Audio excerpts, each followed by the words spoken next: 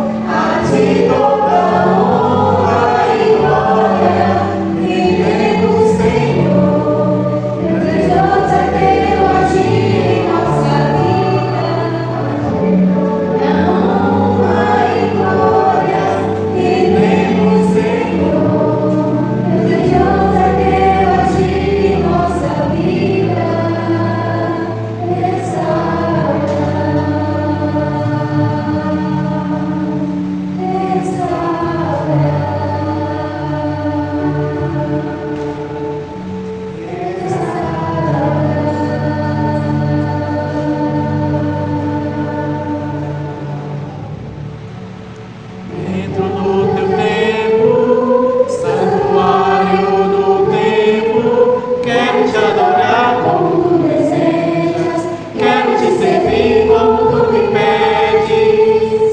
Todos são bem-vindos, aqui todos somos filhos, criados pelo mesmo Pai, amados pelo mesmo Filho.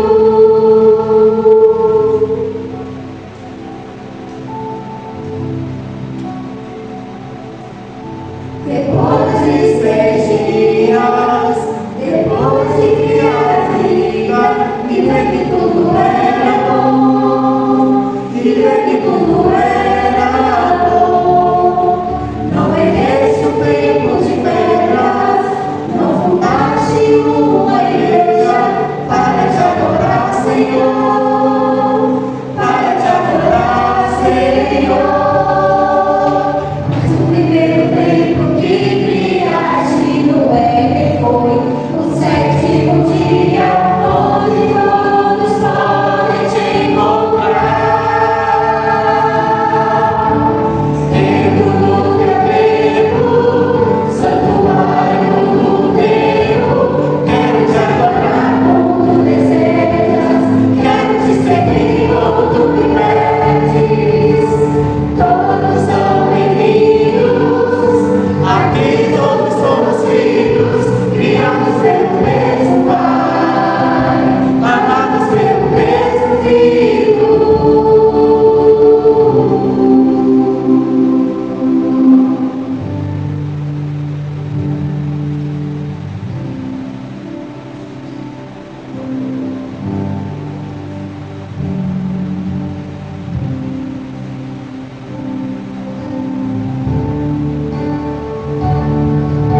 Depois de 6 dias, depois de criar a vida, e ver que tudo era bom, e ver que tudo era bom.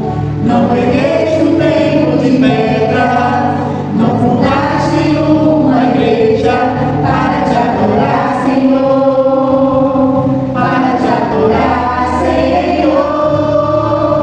Usando amor, vamos juntos adorar na eternidade, diante da beleza de tua face. Dentro do teu templo, santuário do templo, quero te adorar como tu desejas, quero te servir como tu me pedes. Todos são bem-vindos, aqui todos somos filhos, criados pelo mesmo Pai, amados pelo mesmo Filho.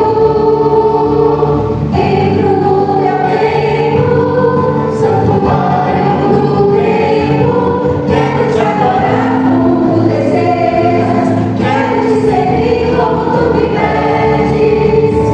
Todos são bem-vindos, aqui todos somos filhos, criados pelo mesmo Pai, amados pelo mesmo Filho.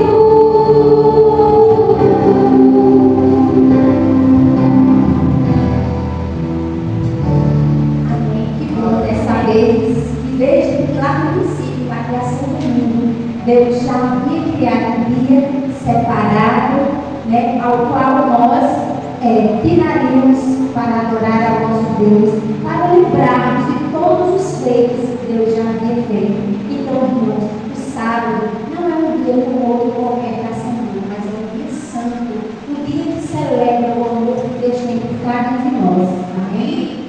Feliz sábado. Sejam todos muito bem-vindos na casa do Senhor Jesus, que a graça e a paz de Jesus possa ser com cada um de vocês. Que nesse sábado você possa deleitar-se na presença do Senhor, possa descansar com as suas obras e possa sentir a presença do Santo Espírito de Deus. Amém? Vamos dar início à escola sabatina, ficando de pé e cantando o hino oficial da escola sabatina.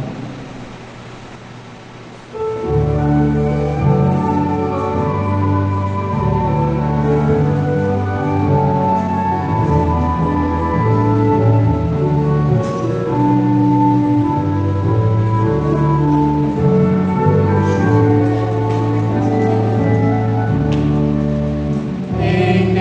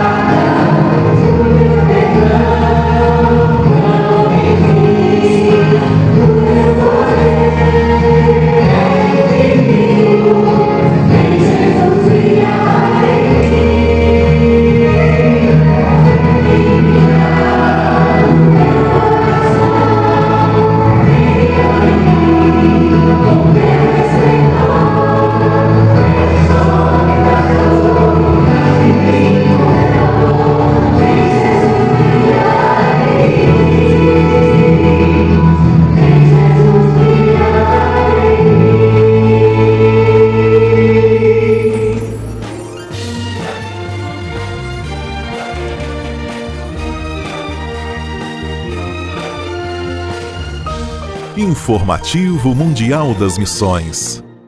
Vida de serviço a Deus. Moap cresceu em Fiji e desde pequeno viu seu pai, um pastor adventista, servir as pessoas. Por isso, quando se tornou adulto, decidiu também ter uma vida de serviço a Deus. Sua primeira missão foi trabalhar como impressor na casa publicadora adventista de Fidji. Era a década de 70, e pelas suas mãos milhares de páginas foram impressas naquele parque gráfico. Certo dia surgiu em seu coração o desejo de ser pastor, mas logo ele percebeu que as páginas que imprimia alcançavam também muitas pessoas. Entretanto, depois de 9 anos, o sindicato da categoria fechou a gráfica e Moap precisou procurar outro emprego. Ele encontrou uma vaga na Universidade Adventista Fulton, onde passou a trabalhar como tesoureiro do campus. O início foi difícil, pois sua casa era muito simples e o chalé onde morava tinha até o telhado furado. Sua esposa também sofreu e chegou a pensar em desistir da missão dada por Deus. Mas aos poucos tudo foi se ajustando e o trabalho na universidade começou a prosperar. Depois de alguns anos, um ex-aluno da universidade procurou Moap com uma oportunidade. O ex-aluno tinha uma proposta de emprego para Moap 3 vezes maior do que o salário que ele recebia na universidade. Mas Moap respondeu: "Já escolhi servir a Deus até me aposentar. O dinheiro não muda isso." Momentos como esse fortaleceram sua fé, sustentada pela oração e comunhão com Deus. Por fim, após 52 anos de serviço, Moap fechou o cofre da universidade pela última vez e se aposentou. Ele destaca as palavras de Provérbios 3:5. "Confia no Senhor de todo o teu coração e não te apoie no teu próprio entendimento." Parte da oferta missionária no ano 2000 ajudou a ampliar a biblioteca da Universidade Adventista Fulton. Muito obrigado! E neste trimestre iremos apoiar projetos de saúde infantil nas Ilhas Salomão e em Vanuatu. Sejamos liberais.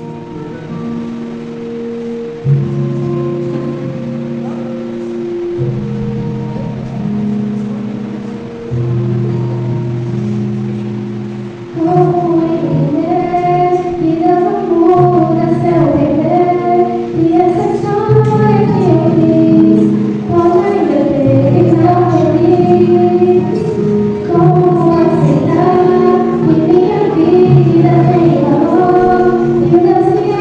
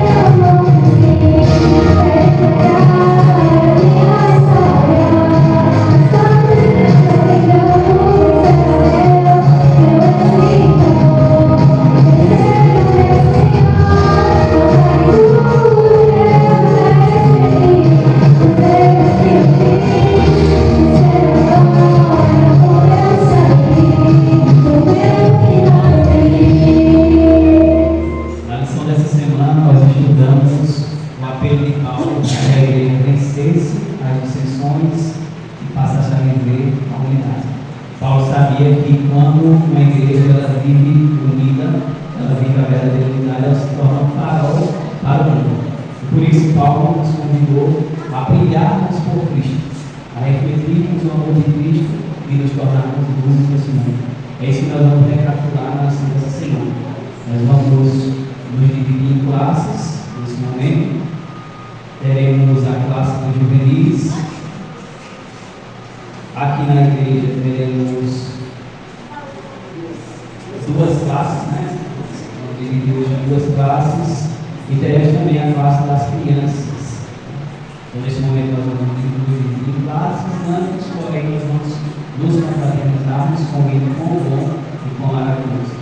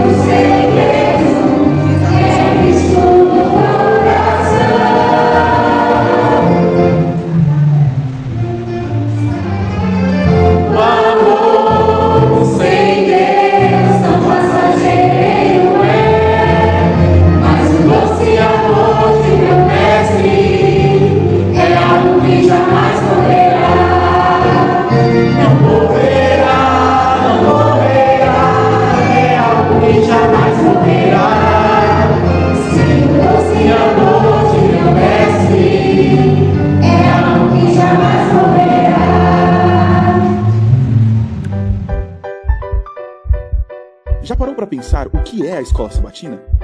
Costumamos dizer que ela é o coração da igreja. Assim como o coração faz fluir vida para todo o nosso corpo, a escola sabatina faz fluir a fé adventista para toda a igreja.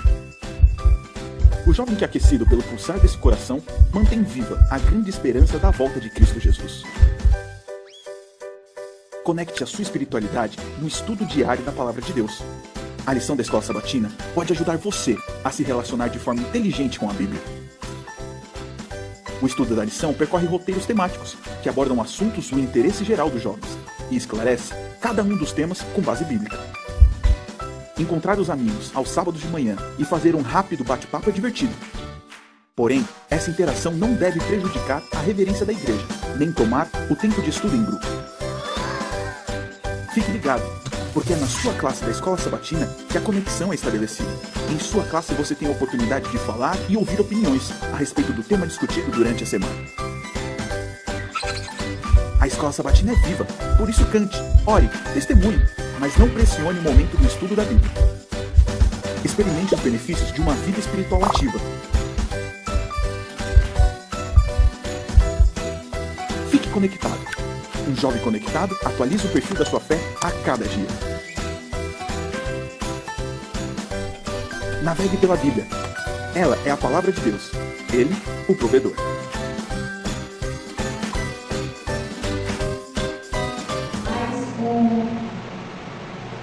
Mais um término da nossa lição da Escola Sabatina.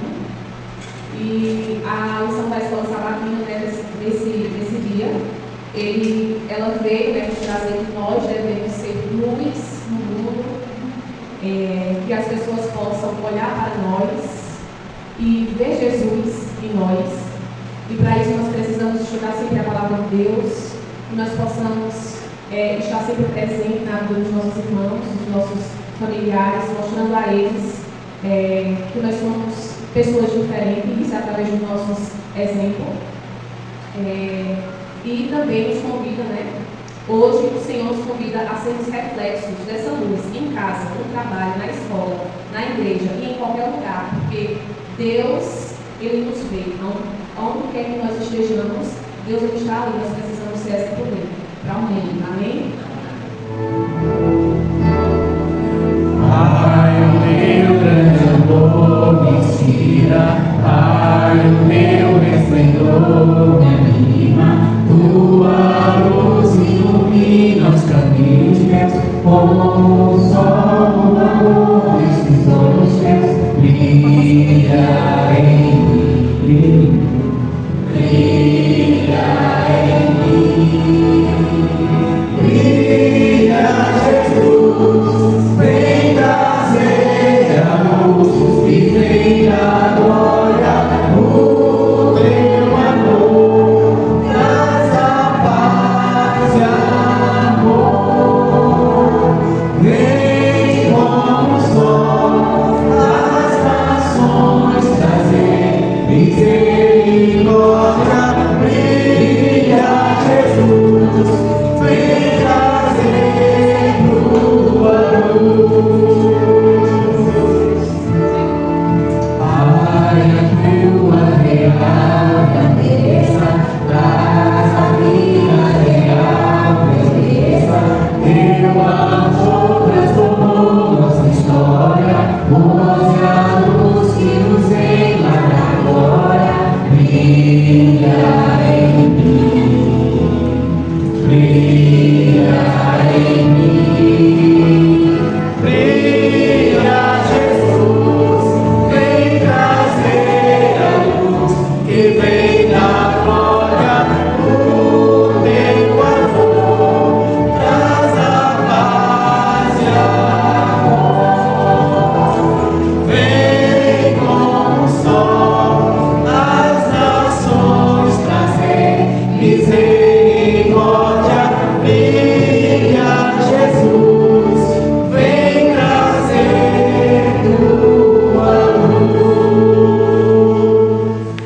Amado Deus, eterno Pai, nós somos gratos, Senhor, por mais um dia estarmos aqui na tua casa, por mais esse primeiro momento, a recapitulação da escola sabatina, pelos ensinamentos, Senhor, que o Senhor colocou em nossos corações nesse dia, que nós possamos reconhecer, Senhor, as nossas fraquezas, nós possamos reconhecer, Senhor, a nossa escuridão, e que nós possamos, Senhor, buscar cada dia mais, Senhor, a luz que vem de Ti, ó Pai de amor, que nós possamos ter esse desejo em nosso coração, de buscar a Tua luz, a Tua palavra, de buscar Jesus para perto de nós, para perto dos nossos familiares, de mostrar, Senhor, também essa luz para as pessoas que ainda não conhecem, Senhor, a Tua palavra, para as pessoas que estão afastadas, pessoas que já conheceram, mas que por algum motivo, Senhor, hoje andam afastadas, Senhor, dessa luz.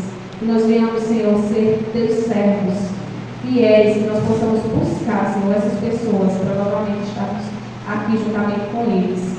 Que o Senhor venha fazer em nós, Senhor, a Tua vontade. É isso que eu te peço e te agradeço pelas bênçãos concedidas. Em nome de Jesus. Amém. Vamos dar início ao momento lá em família, ao qual o próprio Espírito Santo escolhe uma família para que a igreja possa estar orando por essa família durante a semana inteira. Amém? A família escolhida pelo Espírito Santo, no último sábado, foi a família da nossa irmã Vânia, ao qual a igreja se comprometeu e está orando por ela a semana inteira. Mas que nós possamos estar orando sempre, uns pelos outros. Convido a igreja mais uma vez a fazermos uma oração por a nossa irmã Vânia e todos os familiares. Amém? Oremos. Senhor, nosso Deus e Pai, te agradecemos, Senhor, por a vida da nossa irmã Vânia, te pedimos bênçãos, te pedimos graças, Senhor, sobre a sua vida, que ela possa ser, Senhor, uma discípula tua, Senhor, desse universo. Que ela possa levar o teu evangelho, a tua palavra, Senhor, aos seus familiares, ao seu esposo, filhos. Senhor, que ela possa ser uma bênção aonde quer que ela vá. Aonde ela colocasse nas plantas dos seus pés, Senhor, esse lugar seja abençoado.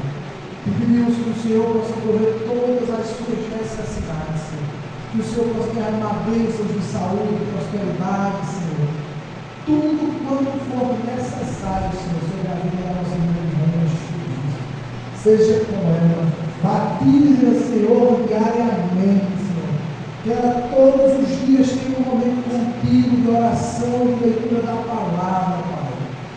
É o que nós te pedimos. Abençoa em tudo. Em nome do teu Filho amado Jesus Cristo. Amém.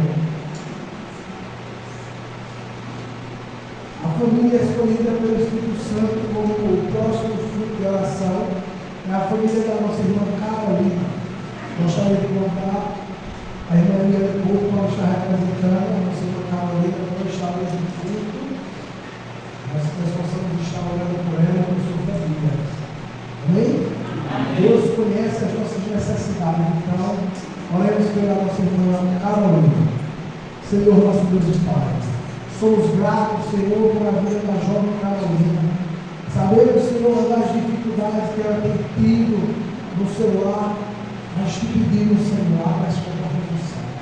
Envie o teu Espírito Santo, Senhor, diariamente, Senhor, sobre a vida dela.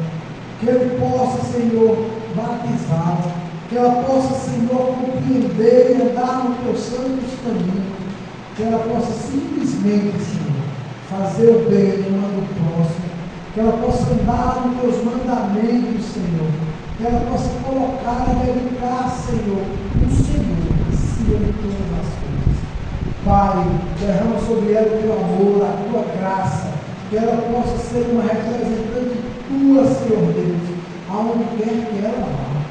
No seu estudo, no seu trabalho, na sua casa, com os seus familiares, Senhor, onde quer que ela vá, que ela possa ser representante tua, Senhor. Que possa ser visto através da vida dela, Senhor, o reflexo da tua luz. Pai de amor, Pai de misericórdia. Que pedimos todas essas coisas em nome do teu Filho amado Jesus. Amém. Então, irmãos, como tem um momento fruto de oração das famílias, nós também temos momentos pedidos e agradecimentos ao nosso Deus. Irmãos, essa caixinha, ela fica aí em cima, lá tem caneta, tem papel, à disposição de cada um de nós, para que sempre que sentir a necessidade de estar colocando nas mãos de Deus, aquilo que você mesmo, com a sua força, você não pode fazer, então ouse fazer os papéis e colocar nas mãos de Deus. E tenha certeza que no tempo certo, no tempo determinado por Deus mesmo, Ele vai ouvir as suas orações. Amém? Então, nesse momento, convido os irmãos também a aprovar as mãos e fazer uma oração por cada pedido e cada agradecimento. Oremos. Santíssimo Deus e amado Pai, Deus que habita nos mais altos céus, neste momento, Senhor Deus, queremos te agradecer, Pai. Te agradecer por este momento que o Senhor nos concede e podemos estar trazendo, Senhor Deus, para a tua casa, diante do teu altar, Senhor Deus, cada pedido de oração feita, Senhor, cada seio do nosso coração. Paizinho, porque reconhecemos, Senhor Deus, perante os teus anjos do céu, Senhor Deus, o Deus ao qual servamos, Senhor Deus, é um Deus que não tem limite, Senhor Deus, é um Deus que prova pela vida de cada um dos teus filhos, e prova da vida daqueles que recorrem, Senhor Deus, recorrem ao socorro que vem de ti. Ó Deus, então queremos te entregar cada pedido de oração, Senhor, que o Senhor venha prover conforme a tua vontade, Deus, em nossas vidas, Senhor Deus. Em nome de Jesus, Senhor Deus, que tudo isso nós te pedimos e te clamamos, Senhor Deus. Certo, Senhor Deus, que o Senhor, no tempo determinado por ti mesmo, Senhor Deus, o Senhor nos dará resposta, Senhor Deus, a cada pedido de oração, a cada louvor feito, Pai, porque eu creio que o Senhor se mobiliza, Pai, Senhor, quando o Filho teu, Senhor Deus, te busca, Pai, te busca, te pedindo socorro. Eu creio que o Senhor derramará as bênçãos, Senhor Deus, dos céus, pela vida dos teus filhos. Paizinho, queremos também neste momento, Senhor Deus, entregar os nossos agradecimentos, Senhor Deus, encher os mais altos céus, Pai, com os nossos agradecimentos. Senhor Deus, porque reconhecemos sempre, Paizinho, tudo que o Senhor já tem feito em nossas vidas, tudo que o Senhor já tem feito, Paizinho, em prol dos teus filhos. Então somos gratos, Pai, por tudo, pelo teu agir, por tudo que o Senhor já tem feito em nossa vida, pela nossa família, pelo pão de cada dia, por tudo, pela vida, Senhor Deus, que o Senhor nos derrama diariamente, Paizinho. Então somos gratos por tudo, pelos teus cuidados, pelo teu amor, Pai. Amor esse, Senhor Deus, que não tem limites. Oh Deus, então queremos te agradecer por tudo, Paizinho. Pelo Senhor ter nos encontrado, Paizinho, ter nos tirado do fundo do poço, Paizinho, e nos ter erguido, Paizinho. Então queremos te agradecer, Deus, pelo teu amor. Em nome de Jesus, Senhor Deus, que por isso nós te clamamos e já te agradecemos, Senhor Deus, certo que teu amor em nossas vidas. Amém. O Espírito Santo, o Deus dos bastidores. Amanhã nós estaremos dando continuidade ao estudo, amanhã nós estaremos estudando a chuva temporal, o estudo de número 7. Tem sido uma bênção esses estudos. Vocês são convidados especiais. Queiram estar na casa de Deus aos domingos, às quartas-feiras. É um culto rápido, um culto que dura apenas 1 hora. Que Deus possa nos abençoar. Sintam-se todos convidados para o culto amanhã. Amém? Convido o serviço de canto, os diáconos, a diaconisa, o pregador da manhã.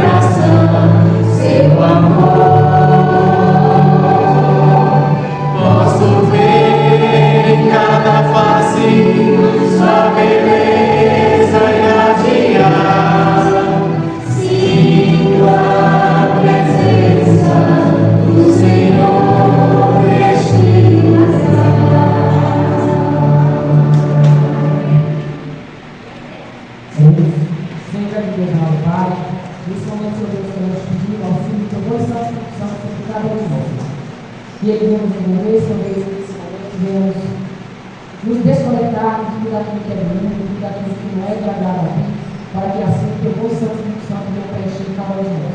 Ele convoca a nossa vida, esse nosso manhã, o teu Espírito da verdade que está sobre nós, para ser direcionado pela verdade. Seja conosco, como nós pedimos, já agradecemos. Em nome do Senhor Jesus. Amém. Eu vou fechar, quero devolver, quero entregar tudo enfim de coração. Esse é o meu louvor, minha gratidão. Quero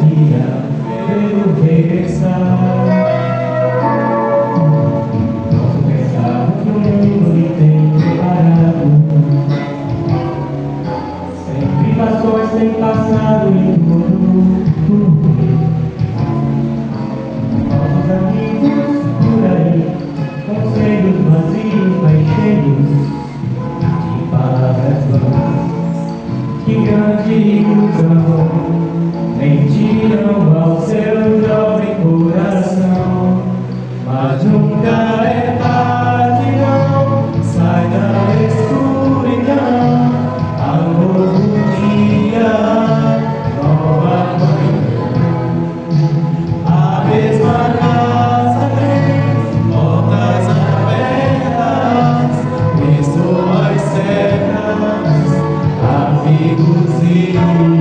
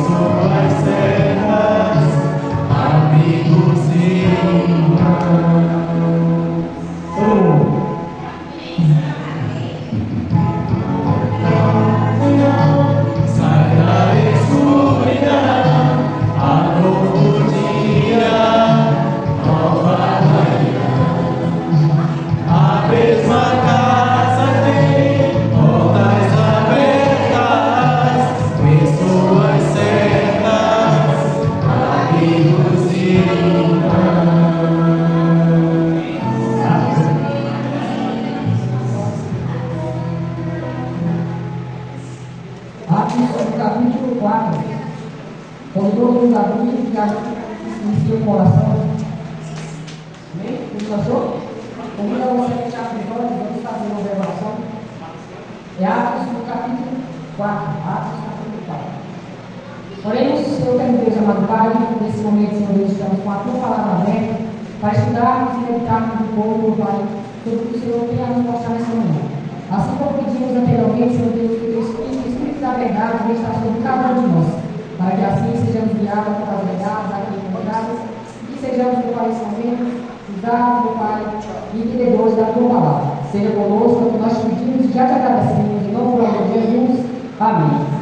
Nós olhamos no capítulo 4, a partir do verso 11, diz o seguinte: este Jesus é a pedra que vocês, os construtores, rejeitaram, mas ele veio a ser pedra angular, e não há salvação em nenhum outro, porque debaixo do céu não existe nenhum outro nome dado entre os homens, pelo qual importa que sejamos salvos.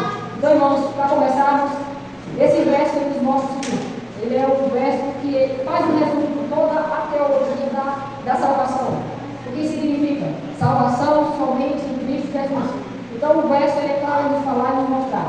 Não há outro meio que importa que sejamos salvos. Apenas Cristo Jesus ele é o único que pode nos dar a salvação. Então ele é o único nome dado para os homens em qual importa que sejamos salvos. Isso por quê? Porque Cristo ele fez tudo aquilo que nós não conseguimos fazer. E ele pagou o preço pelaquilo que nós merecíamos. E o que é que nós não conseguimos fazer? Manter uma obediência perfeita às leis de Deus. Então, a gente percebe que nós, mesmo que nós nos esforçamos, sempre o nosso máximo nunca será o suficiente em relação ao que nós, às leis de Deus. Então, olha só que interessante, a salvação ela não depende unicamente de nós. E eu digo para vocês, irmãos, ainda bem que é assim. Ainda bem que a salvação não depende unicamente de nós. Que a nossa salvação ela vem do meio de Cristo Jesus, nosso Salvador. E por isso, né, por a salvação não depender unicamente de nós, muitas das vezes isso nos gera uma inquietação, uma insegurança, e muitas das vezes você se perguntar, isso é normal, você se perguntar, eu estou salvo? Muitas das vezes a gente amanhece no dia, começa a nossa fazer, e sempre vem aquela invitação, aquela pergunta: se Cristo voltasse hoje, será que eu estaria salvo? Eu tenho certeza que vocês não são diferentes de mim, porque eu me faço muito essa pergunta. Se Cristo voltasse hoje, se Cristo voltasse agora, será que realmente eu estava salvo? Será que realmente eu estaria preparado para subir com Ele às missões celestiais? E isso é uma pergunta que vem gerando grandes discussões e não tem nenhum estudo ou teologia que possa nos tirar isso. Porque sempre vamos ter essa pergunta em mim: será que realmente nós estamos salvos? Será que eu estou salvo? E muitas vezes nós amanhecemos um dia fazendo tudo certinho, não é isso? Fazendo o nosso devocional, saindo do nosso afazeres, oramos, falamos com Deus, e nós saímos com o pensamento: Senhor, pode voltar hoje. Hoje eu estou salvo. Nesse momento, se eu voltar, estou salvo. Fiz tudo certinho, me consertei com tudo, com todos, fiz meu devocional, orei, fiz tudo certinho durante a semana, pode voltar que eu estou salvo. Mas muitas das vezes, em meio aos seus afazeres, sai do trabalho, muitas vezes você se estressa no trânsito, se estressa com alguém no caminho, se estressa no trabalho, com a família, com alguma coisa que começa a dar errado, e você olha: Senhor, não volta, porque agora eu estou perdido. Acabou que você perdeu a cabeça, acabou xingando todo mundo, acabou que acontece que nesse momento você olha e fala: Senhor, não volta agora, porque se eu voltar, eu fico. Então você começa a pedir perdão a Deus, e você é perdoado porque Ele está estudando. Você pede perdão no mesmo momento que você é perdoado, sim ou não? Sim. A partir do momento que eu me arrependo, que eu peço perdão, eu sou perdoado. Então você pede perdão a Deus, começa a fazer tudo certinho novamente. Você começa a passar o seu dia novamente, mas vai de lá de novo, no meio do seu dia você se estressa. E você vai se vira para Deus e fala novamente: Senhor, não volta agora, porque eu já estou perdido de novo. Meu Deus do céu, não volta. Espero me preparar. E acontece, irmãos, que nesse está salvo, está perdido, muitas pessoas passam o dia por mais de 10 vezes. Está salvo, está perdido, está salvo, está perdido, várias vezes durante o dia. E nesse momento eu faço aquela pergunta, aquela terrível pergunta: se Cristo voltasse agora, você acha que você estaria salvo? E não sejam sinceros com vocês mesmos. Se Cristo voltasse acham que vocês se sentem preparados para receber? Vocês acham que se ele voltasse hoje, você estaria salvo? E eu posso ter certeza que há muitas pessoas aqui que podem estar falando, se ele voltar agora, pela graça de Deus, eu estou salvo. Mas, possivelmente, tem muitas pessoas aqui que possam falar o seguinte: não volte agora, porque eu tenho que me preparar, eu não estou salvo. E também tem aquela classe de pessoas que nesse momento não sabe se está salvo ou está perdido. Não sabe, rapaz, eu nem sei se eu estou salvo ou estou perdido. Eu nem sei o que eu posso falar. Então, há essas três classes de pessoas, possivelmente pode vir aqui. As pessoas que têm a convicção da sua salvação. Também tem aquelas pessoas que sabem, têm sua consciência e sabem que, possivelmente, se eu voltar agora, elas não estão salvas. E também tem aquelas pessoas que, possivelmente, acabam não sabendo o que está acontecendo, se está salvo, se está perdido. Então, hoje, eu trouxe para vocês uma pregação que já tive o privilégio de pregar em outras igrejas, que é sobre as evidências da salvação. Então, o que é isso? As evidências da salvação não é um checklist de coisas que nós temos que fazer e determinarão se vamos se salvar fazendo isso. Mas o que é as evidências da salvação? Como eu falei anteriormente, são um tópico de coisas que pessoas que estão salvas em Cristo Jesus, elas fazem. Então, com base na Bíblia, nós vamos ver um tópico, oito tópicos, com oito temas, oito coisas que pessoas que estão salvas em Cristo Jesus, elas fazem em sua vida. Repito para vocês, isso não é um checklist, não é coisas que você deve sair daqui e começar a praticar para ser salvo. Mas você vai observar aqui nessa lista o que é que está faltando em sua vida. Como um salvo em Cristo Jesus fazer em sua vida. Para vocês terem noção como as coisas de Deus elas não trabalham com checklist, com esse tipo de coisa, a gente observa que a salvação daquele malfeitor da cruz ali junto com Jesus, vocês percebem que não foi feito um checklist para a salvação dele. Se tivesse feito um checklist, tivesse colocado batismo, ele já tinha reprovado na cruz dele. Porque aquele homem não foi batizado, mas ele aceitou a Jesus. Então, não existe um checklist, mas existe evidência de coisas que pessoas salvas em Jesus, elas praticam como salvas. Então, é uma lista onde você vai observar bem o que está faltando em sua vida, para você fazer como salvo em Jesus. Então, são 8 tópicos, caso vocês queiram anotar também, fiquem à vontade. A gente vai para o primeiro tópico, vai sair para o primeiro tópico.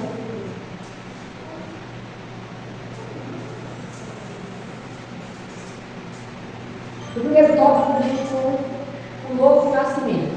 Então, uma pessoa que está salva em Cristo Jesus, ela precisa passar pelo novo nascimento. O que é isso? É uma conversão. Quer que vocês abram comigo lá em João, no capítulo 3.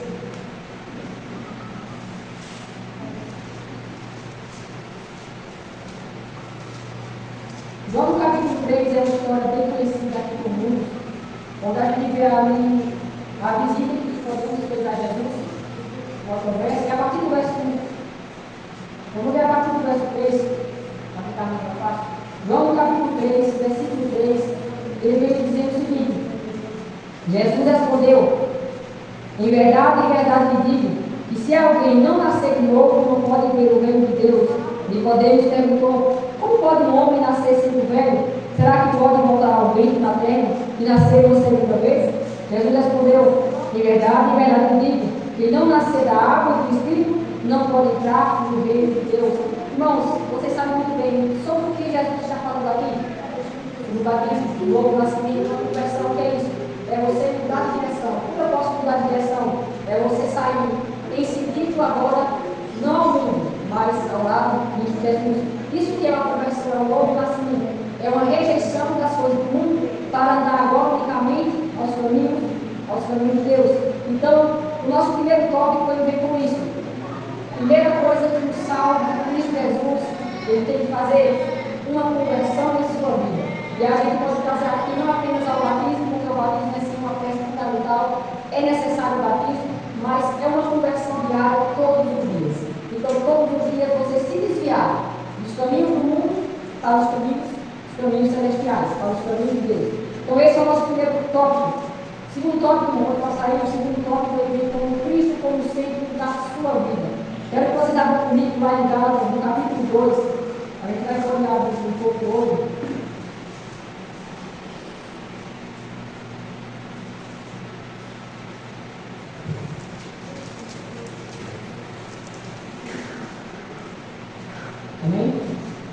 Gálatas, no capítulo 2, no versículo 20, ele fala o seguinte: logo já não sou eu quem vive, mas Cristo vive em mim. E esse viver que agora tenho na carne, vive pela fé do Filho de Deus, que me amou e se entregou por mim.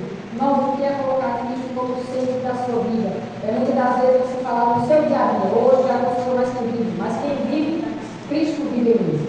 Então, quando você entender perfeitamente esse verso, quando nós iremos entender esse verso, o que significa já não sou eu que vivo, mas Cristo vive em mim, a gente vai entender que Cristo vai estar sempre como centro das nossas vidas.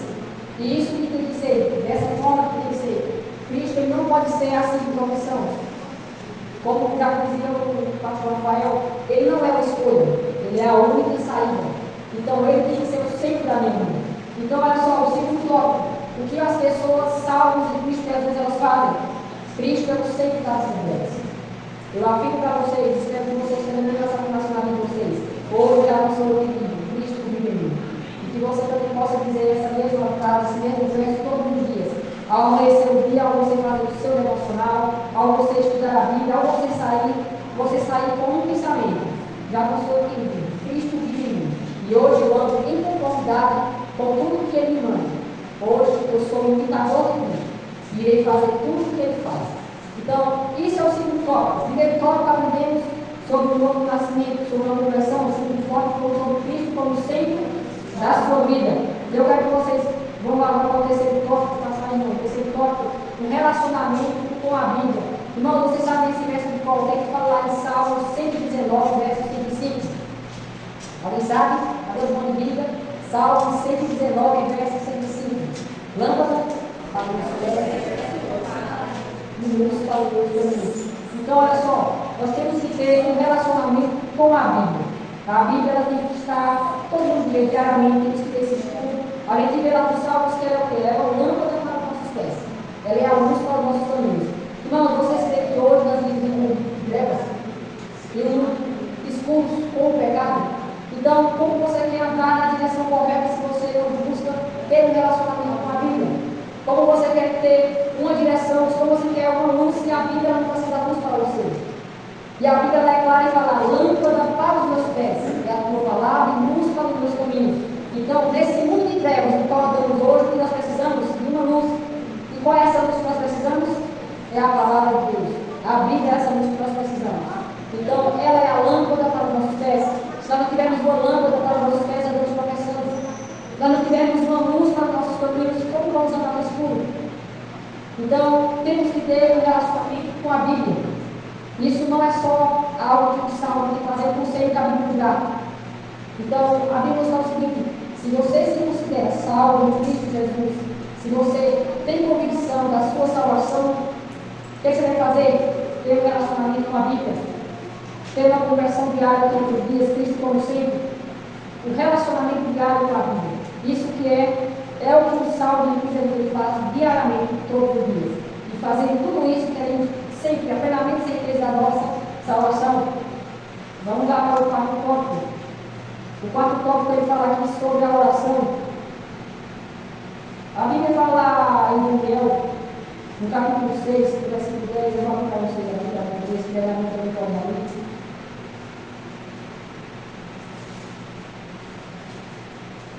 Daniel, no capítulo 6, no versículo 10, a Bíblia ela fala o seguinte: quando Daniel soube que o documento que tinha sido assinado voltou para casa e em seu quarto, no andar de cima as janelas abriam para o lado de Jerusalém. 3 vezes por dia ele se punha de joelhos, orava e dava graças diante de seu Deus, como era o seu costume. Então, irmãos, qual é o costume de Daniel diariamente? Será que Daniel não só fez só porque ele quis ser ousado nas ameaças? Daniel não fez isso por medo. Ele não fez isso apenas por conta do documento que tinha sido assinado. Mas por que Daniel fez isso? Porque isso era seu costume. Daniel ele colocava a oração em dia. E a Bíblia falou sobre isso, sobre Daniel. Ele, como era o seu costume? Orava 3 vezes no dia. Eu vou ler com vocês nos Salmos, que está lá, Salmos 55, no verso 17, fala o seguinte: à tarde, pela manhã e ao meio-dia farás as minhas queixas e lamentarei, e ele ouvirá a minha voz. E a Bíblia, no verso, também fala sobre isso, sobre a oração 3 vezes ao dia, sobre a oração diária. Então, qual é a prática que o salmo, o cristão que ele faz? Ele coloca a oração como uma prática da sua vida. E não é apenas um momento de oração durante o dia. É igual a alimentação. Quantas vezes você se alimenta durante o dia? Quantas vezes você tem? São 30 pessoas, café da manhã, almoço e janta. Por que a oração tem que ser diferente apenas uma vez? Vocês acham que se fosse se alimentar de oração, nós poderíamos morrer? Então, se a oração é um alimento espiritual, ela tem que ser usada assim mesmo como é o nosso alimento físico, 3 vezes ao dia. E vocês veem esse exemplo aqui na história de Daniel. Daniel orava 3 vezes ao dia. Assim como era a sua alimentação física, era a sua alimentação espiritual. Assim como é a nossa alimentação física, também deve ser a nossa alimentação espiritual. A oração, ela tem que ser, no mínimo, isso é o mínimo, 3 vezes ao dia. Isso não é o máximo, não é uma, não é 2, mas é o mínimo, 3 vezes ao dia. Isso significa, eu tenho que orar mais vezes, não apenas 3, isso é o mínimo. Isso é apenas o mínimo que eu posso fazer. As pessoas quando têm fome, comem direto, né? Tem aquelas pessoas que olham, né? Mexendo no prato, comendo alguma coisa. Faça uma coisa no seu dia a dia. Toda vez que você comer qualquer coisa que seja, faça uma oração. Sempre que você comer qualquer coisa, tipo uma bala, faça uma oração. E você vai ver quantas orações você vai fazer no dia. Vamos agora um vídeo top.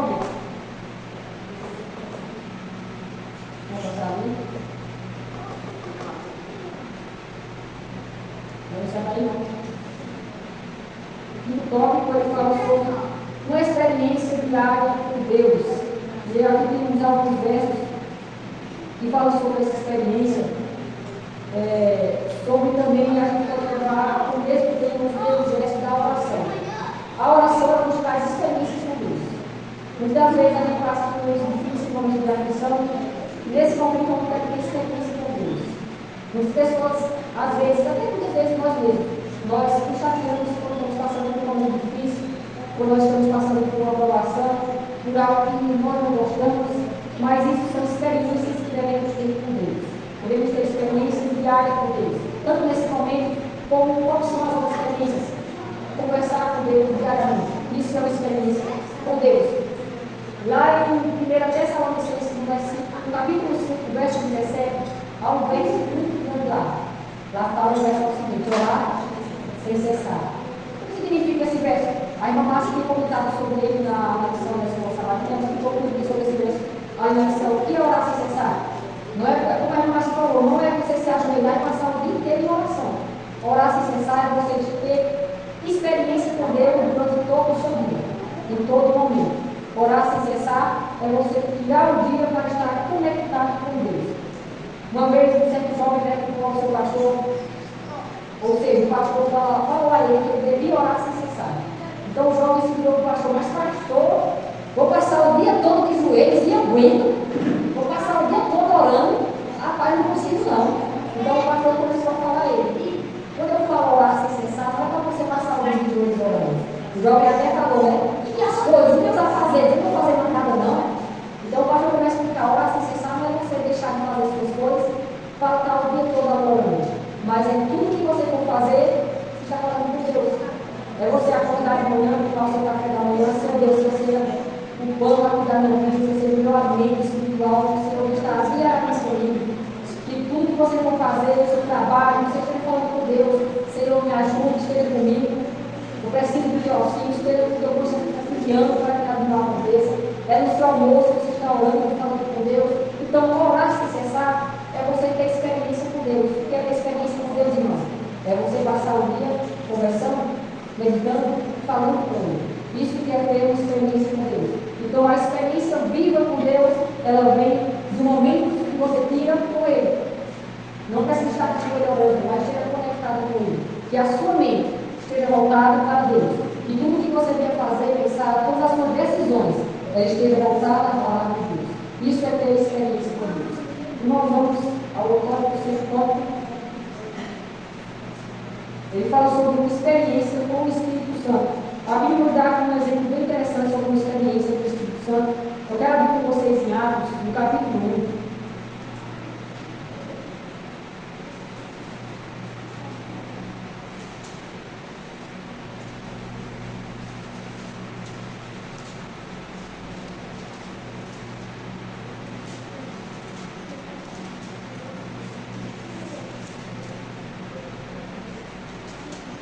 Amém? Atos do capítulo 1, primeiramente a gente vê o seguinte, versículo 8. Atos 1, verso 8 nos fala: mas vocês receberão poder ao descer sobre vocês o Espírito Santo, e serão minhas testemunhas, tanto em Jerusalém como em toda a Judeia, e Samaria e até os confins da terra. Então ele fala aqui sobre o poder derramado sobre o povo através do Espírito Santo. Quando nós chegamos agora aqui no capítulo 4, versículo 31, capítulo 4, versículo 31, vai falar o seguinte: tendo eles orado, tremeu o lugar onde estavam reunidos, todos ficaram cheios do Espírito Santo, e com ousadia anunciavam a palavra de Deus. Irmãos, você quer ter ousadia em sua vida? Tenha uma experiência com o Espírito Santo. Busque o Espírito Santo.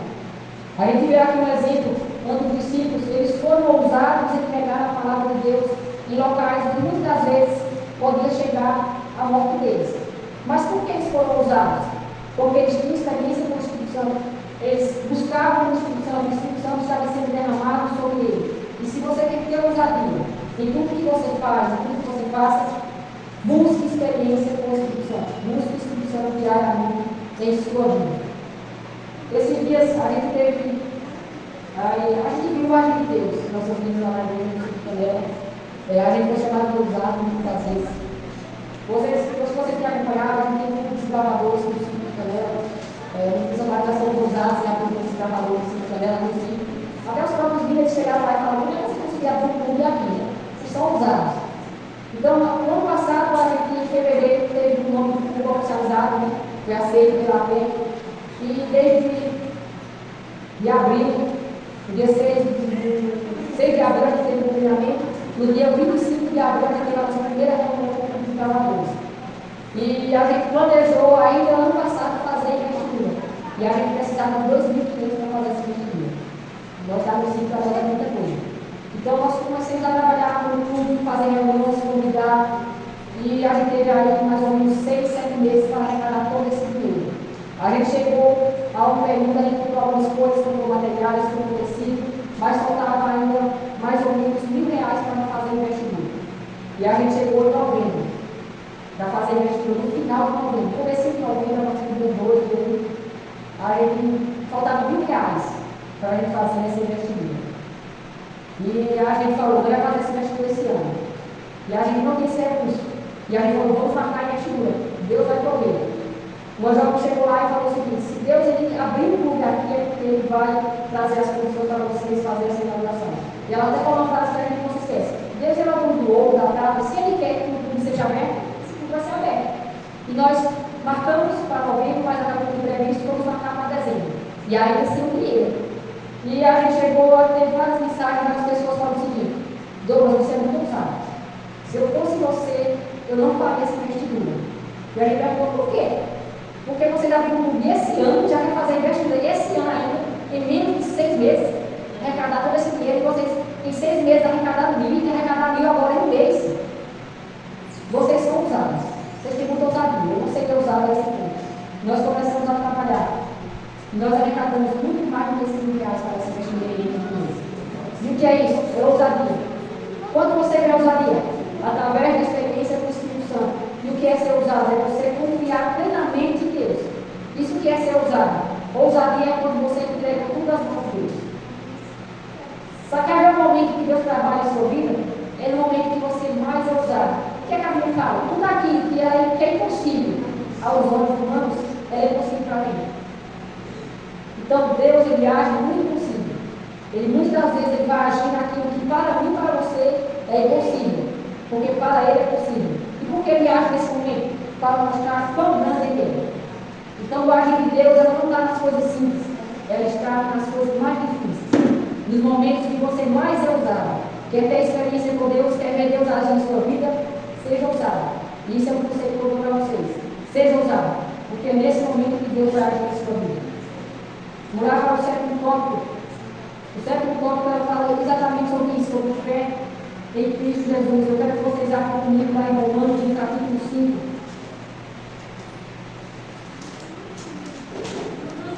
E a gente até como falou, né, a gente pode completar a ousadia, ela pode vir aqui através da nossa fé que temos em Deus.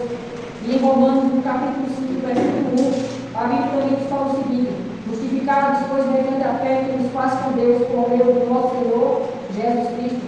Nós somos justificados, que é a justificação. Nós somos salvos, mediante o quê? Mediante a nossa fé. Então a gente vê quão grandes coisas que o Senhor pode fazer em nossas vidas através da nossa fé. Através da nossa fé, quando temos ousadia, Ele age e faz seus milagres. Através da nossa fé, nós estamos correndo e sendo justificados para a nossa salvação. A nossa salvação, somos justificados, pois, mediante a nossa fé. Mediante a nossa fé, nós somos justificados. Mediante a nossa fé, nós somos salvos. Então, isso foi mais um dos tópicos de pessoas que estão salvas em Cristo Jesus, elas colocam em prática a sua vida. Como a gente viu no sexto tópico, sobre a experiência do Espírito Santo, sobre ser usado, vemos também aqui um certo foco: fé em Cristo Jesus. Isso é que o salve que Jesus ele faz em sua vida. Então, para finalizarmos, quero ir para vocês com o oitavo tópico. E a gente finaliza com esse tópico.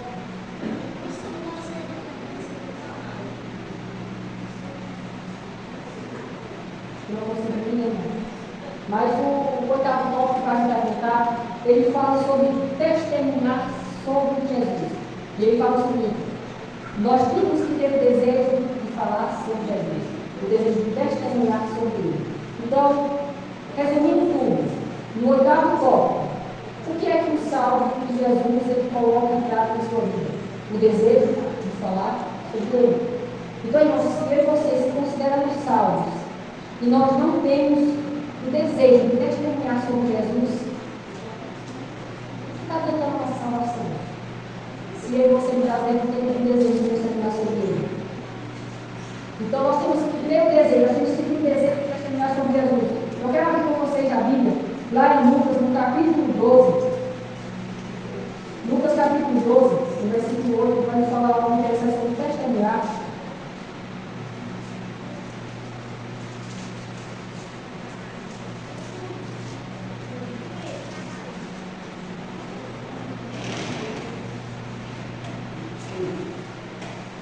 Lucas, no capítulo 12, versículo 8 em diante, ele vai dizer o seguinte: digo mais a vocês, todo aquele que me confessar diante dos outros, também o Filho do Homem o confessará diante dos anjos de Deus.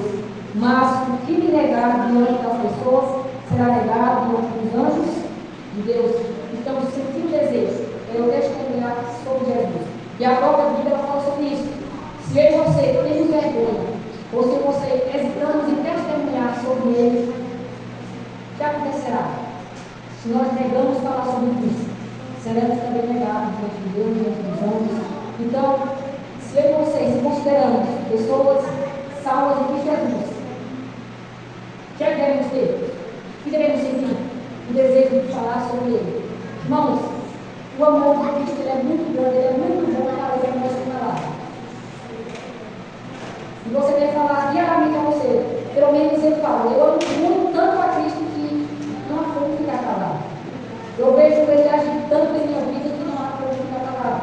Então, sobre o desejo de testemunhar sobre ele, quando você está preenchido pelo amor de Cristo em sua vida, você testemunha sobre ele. Você deseja testemunhar e falar sobre Cristo. E a própria Bíblia fala sobre isso. Se nós negarmos diante das pessoas, ele também nos negará diante dos anjos do céu. Então, irmãos, faço o seguinte apelo para vocês nessa manhã. Se vocês observando todos esses tópicos aqui, se vocês sentem falta de algo em sua vida, comecem a colocar em prática. Se algo do que nós estudamos nessa manhã, se essa pregação fez sentido para vocês, e se algo que foi estudado aqui, você sente falta em sua vida, esse é o momento de você procurar colocar em prática. Repito para vocês, isso não é coisas que eu e você devemos fazer para sermos salvos. Ela é como as obras, ela é consequência da nossa salvação. Então eu faço isso não para me salvar, mas porque eu sou salvo. Então esse é o motivo pelo qual eu pratico isso. Irmãos, todos aqui sabem, Jesus está voltando, você tem isso no amém? E ele nos faz uma promessa, a Bíblia nos faz uma promessa lá em João capítulo 14. Vocês conhecem o verso para o seguinte: não permitais que o vosso coração se preocupe, credes em Deus, credes também em mim. Na casa do meu pai há muitos aposentos. Se não fosse assim, eu teria dito a vós, botando roupa para preparar um lugar. E quando eu for e vos tiver preparado o lugar, virei de novo e vos levarei cada um, a fim de que onde eu estiver, estejares vós também. Então, isso é uma das promessas que Cristo está fazendo para você nessa manhã. E Ele está convidando você. Isso é um convite que Ele faz. Então, Cristo Ele prometeu que Ele virá. Mas podemos marcar um dia para a volta de Cristo. Nós sabemos quando Cristo vai voltar.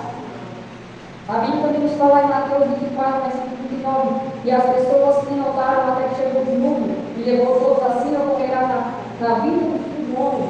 Então não podemos marcar uma data para a volta de Cristo. Não podemos marcar um dia. Então o que eu quero para você nessa manhã, irmão? Se está faltando algo em sua vida, esse é o momento de você se consertar.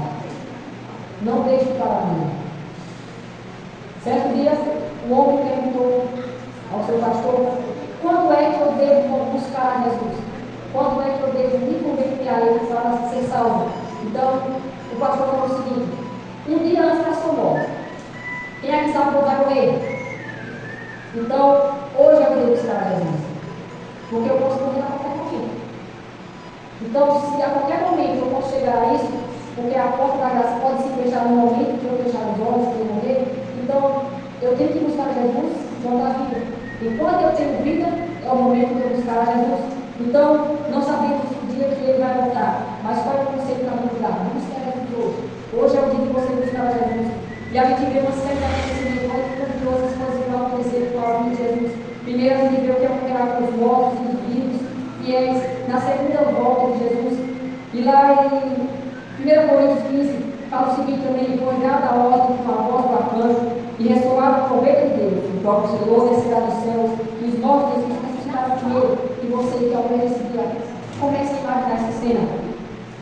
Logo em seguida, nós, os que estivermos vivos sobre a terra, seremos arrebatados por eles nas nuvens para o encontro com o Senhor nos ares, e assim estaremos com Jesus para sempre. Diga amém. E eu quero estar lá e quero que você também esteja. Olha só, a Bíblia também fala lá em 1 Tessalonicenses capítulo 4, eis que eu vos declaro um mistério: nem todos dormiremos, mas certamente todos seremos transformados, num momento, num abrir e fechar de olhos, ao som da última trombeta. Porquanto a trombeta soará, os mortos ficarão incorruptíveis, nós seremos transformados, pois é impreterível que este corpo seja visto, que ele seja transformado. Irmãos, quantos de nós estamos precisando de uma transformação? E eu tenho certeza que você almeja por esse dia, não só um dia de transformação, mas eu creio que você também almeja pela volta de Jesus. Eu volto a perguntar a vocês: quantos aqui querem ser salvos? E este é o dia de salvação. O dia de salvação é hoje. O dia de você buscar a Deus, o dia de você buscar a sua salvação é agora. E ali tem uma série de acontecimentos que acontecerá com os vivos que não se prepararem. E a Bíblia nos conta sobre isso.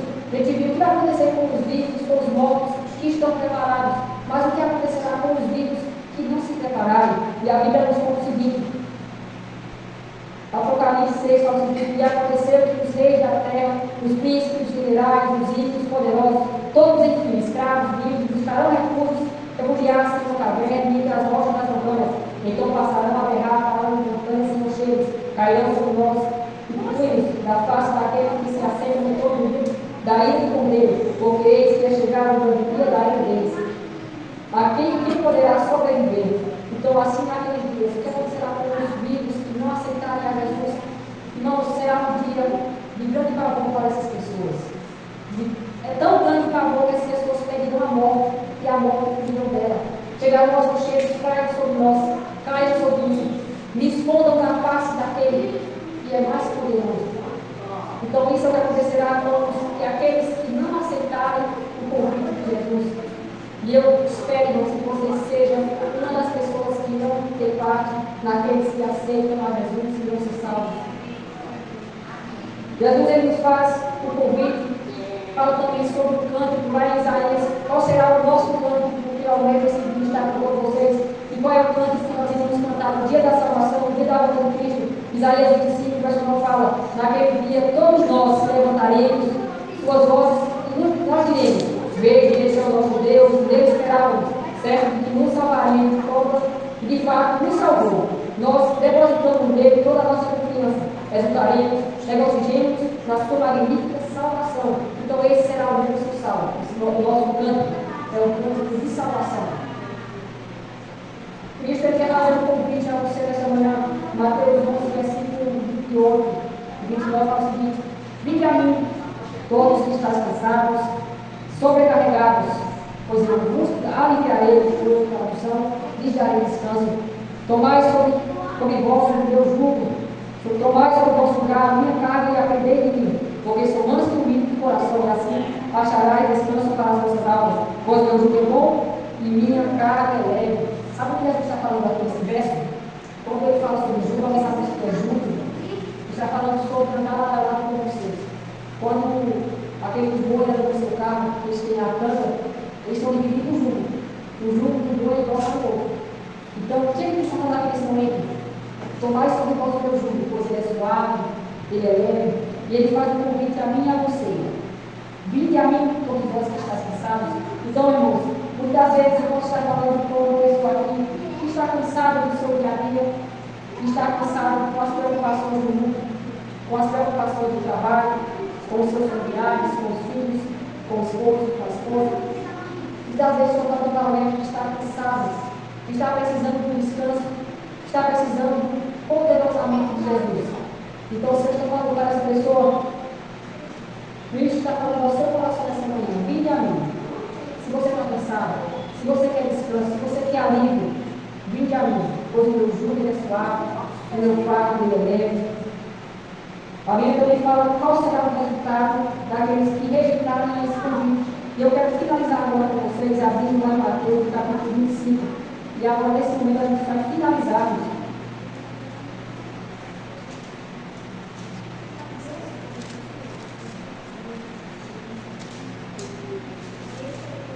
A gente finaliza em Mateus 25, no verso 21, onde a Bíblia nos fala o seguinte: então o rei dirá também aos que estiverem à sua esquerda: afaste-se dos malditos para o povo eterno preparado para o lugar de seus anjos.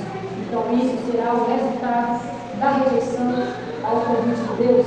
Mas você pode me perguntar: e qual é o resultado da aceitação? Se o resultado da rejeição a Ele é isso, então qual é o resultado da aceitação? E a Bíblia nos responde no verso 31: quando o Filho do Homem vier a sua majestade e todos os anjos com ele, então se assentará no trono da glória. Todas as nações serão reunidas na sua presença, e ele separará uns de outros, como o pastor separa as ovelhas dos cabritos. Porá as ovelhas à sua direita e os cabritos à sua esquerda. Então o rei dirá aos que estiverem à sua direita, ou seja, aos que aceitaram o convite de Jesus. Então ele falará o seguinte: venham pedir tudo do meu Pai, venham herdar o reino que está preparado para vocês desde a fundação do mundo. Irmãos, isso vai ser a melhor coisa que você vai escutar na sua vida. E o melhor ainda, vai vir direcionado da boca do próprio Cristo. Então, que eu e você venhamos almejar ouvir essas palavras das bocas dos lábios de Jesus. Venham pedir do meu Pai. Venham para o lugar que está preparado para vocês desde a fundação do mundo. Então isso é o resultado de todas aquelas pessoas que aceitam o convite de Jesus. E eu espero que nessa manhã você aceite este convite. E se você entendeu essa mensagem, se você entendeu sobre os tópicos, esse é o momento que você se examinar. A gente viu sobre a obra de Jesus, os acontecimentos, e qual é a recompensa de todos aqueles que participaram da salvação de Jesus. Então nesse momento eu quero convidar você que aceita o convite de Jesus.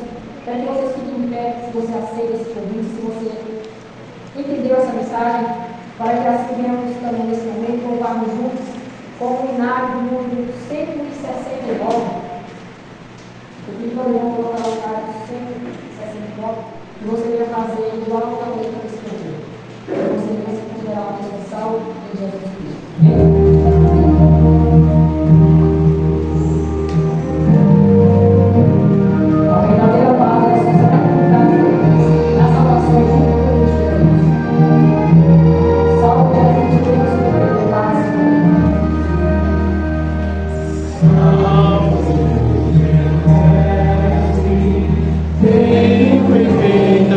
Paz, a comunhão com Ele.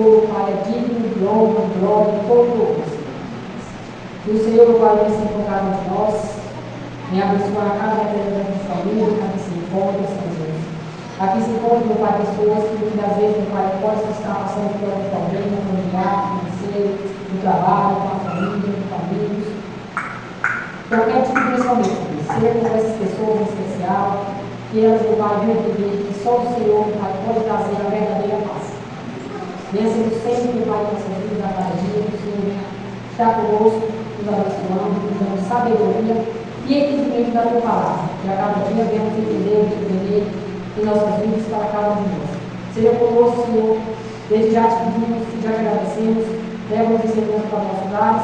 Pedimos isso, não porque merecemos, mas pois em nome do teu filho amado Jesus. Amém.